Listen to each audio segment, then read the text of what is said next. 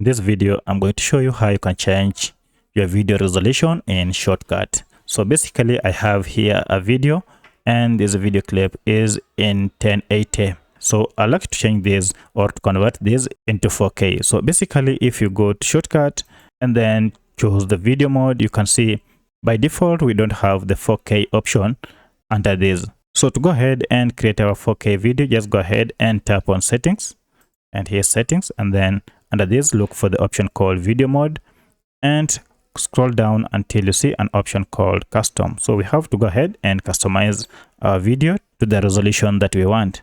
So tap on add, and then as you can see here, our resolution is 1920 to 1080. This is HD. So to change this to 4K, just go ahead and edit the resolution from this to 3840, and then change 1080 to 2160, just like that.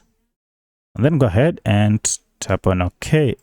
And then after a while, your video resolution will change from 1080 to 4K.